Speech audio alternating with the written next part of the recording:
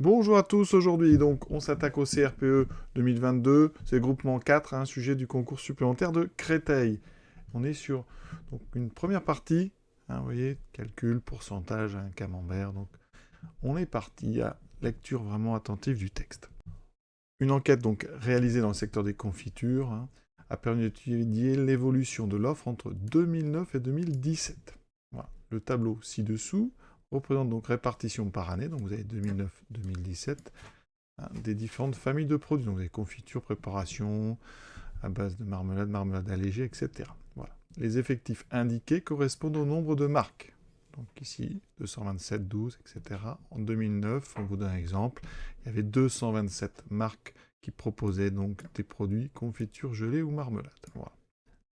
Première question.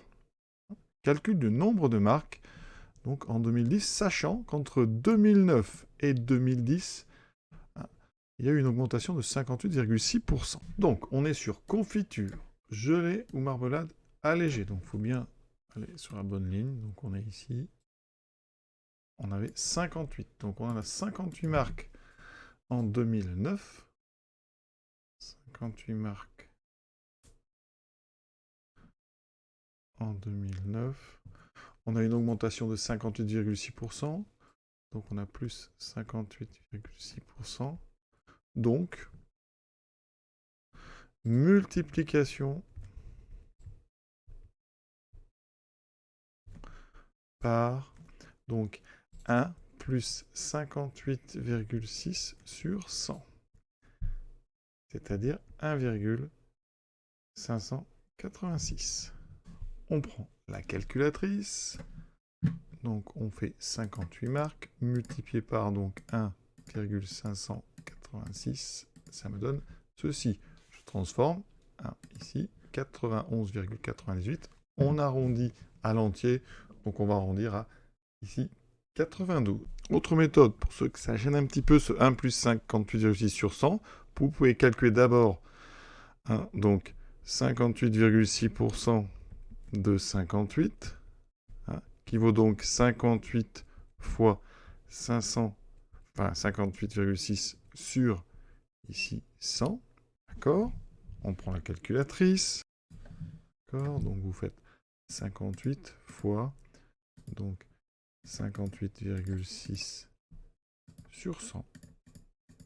Voilà, ça vous donne donc 33,990. Vous rajoutez les 58 qu'on avait déjà, et ça vous donne ceci, donc 91,98. Et pour être complet, je rappelle qu'on peut aussi calculer les pourcentages avec des petits tableaux des produits en croix.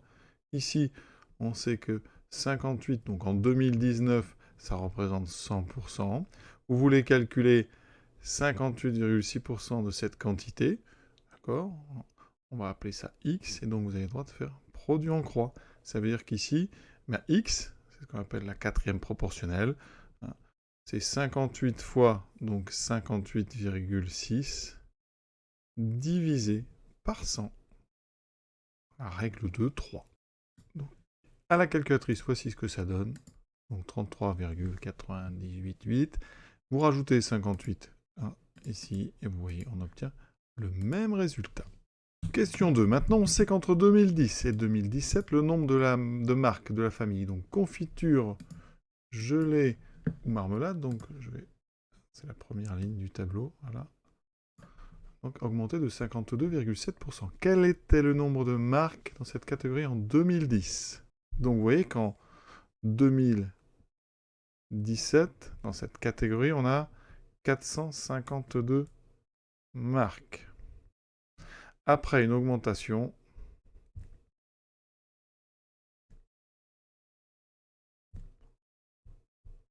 de 52,7%. Alors comment gérer cette affaire? Alors là, idéalement, c'est vrai que le petit tableau, ça marche très bien. Moi, je vous conseille vraiment. Qu'est-ce qu'on sait? On sait que 452, c'est en 2017. Nous, on cherche le nombre ici en 2010. Je vais l'appeler n, c'est un nombre.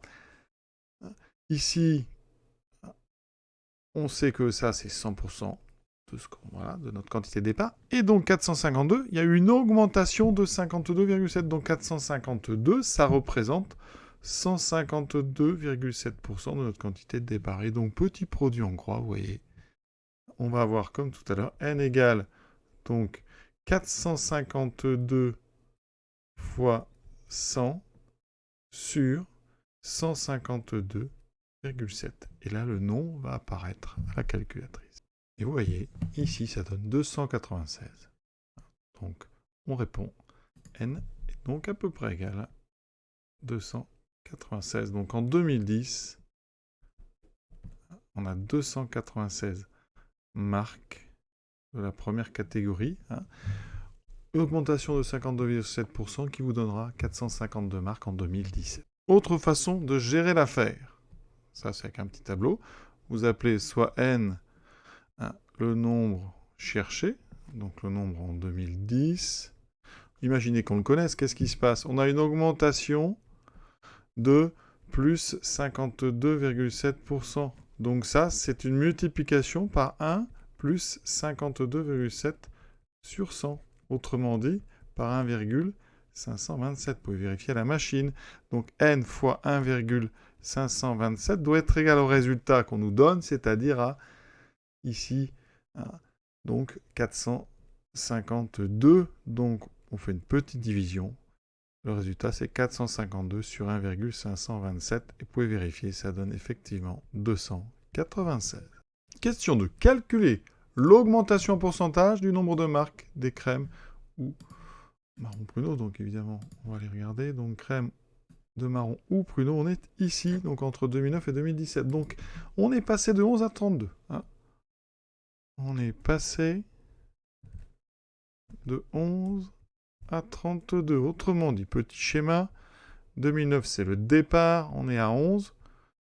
Ensuite, évolution, on passe à 32. Donc valeur initiale c'est 11, valeur finale c'est 32. Alors comment calculer ce qu'on appelle le taux de variation entre 2017 et 2009? Eh bien c'est une formule très simple. Donc là, on va appeler ça augmentation donc en pourcentage entre 2009 et 2017. C'est donc valeur finale moins valeur initiale sur valeur initiale. Et si vous le voulez en pourcentage, vous multipliez par 100. Donc ici, ça me donne 32 moins 11 sur la valeur initiale 11 fois 100. Je calcule, 32 moins 11, ça fait donc 21 sur 11 fois 100. Calculatrice, on trouve 190,9. Donc, à l'unité, ça fait 191% d'augmentation. Troisième question de cette partie A, diagramme circulaire. Ça représente la répartition d'heures par famille de produits en 2009. D'accord? Donc, ici, vous savez qu'au total, on a 360 degrés. Et l'angle alloué à chaque catégorie est proportionnel. Donc, ici, effectivement, on nous dit donc calculer la mesure au degré près de l'angle correspondant aux confitures gelées ou marmelade. Alors, confiture gelée, c'est le plus grand secteur. D'accord? On est au-delà de 180 degrés, puisqu'au total, je vous ai dit qu'il y avait 360. Donc, on est en 2009. Important, on est confiture et gelée. En 2009, on a 227 sur un total de 337. Donc, ici, on a 337 au total, dont 227 pour les confitures et pour confitures gelées ou marmelade. Donc, pareil, petit tableau. 337, c'est le total. Donc, vous aurez 360 degrés, 227. Il vous manque ici l'angle, alors je vais l'appeler A. Et on va, proportionnalité, règle de 3, quatrième proportionnelle. A est égal à, donc, 360 fois 227 sur 337. Vous faites la diagonale et vous divisez par le quatrième ici, d'accord? Et vous prenez la calculatrice, bien sûr. Et vous voyez qu'on obtient 242,49. Alors ici, il faut au degré près, donc on est un petit peu en dessous de 50. Donc on va arrondir à 242 degrés. Et 242 degrés, ça correspond, parce qu'on avait dit, on est au-delà de 180. Donc ça corrobore ce qu'on voit.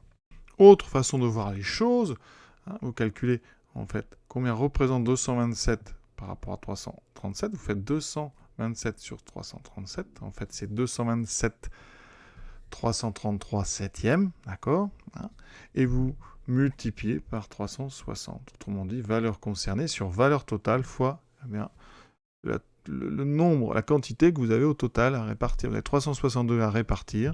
Hein, donc vous faites 227 sur 337. Hein, ça représente en fait la part de 227 sur les 337. Vous multipliez par 360, vous verrez, on trouve aussi 242 degrés. Bon, moi, personnellement, j'aime bien la méthode des petits tableaux parce que ça s'adapte quasiment à toutes les questions et ça a du sens, un vrai sens. Hein, cette fameuse règle de proportionnalité, hein, la règle de 3, hein, que tout le monde connaît. Voilà donc pour cette partie-là. Je vous invite évidemment à continuer l'exercice sur la partie P. Pour ceux que ça intéresse, voici le texte. À bientôt donc pour le corriger de cette partie B. On sera sur des calculs, semble-t-il, de pourcentage. À bientôt.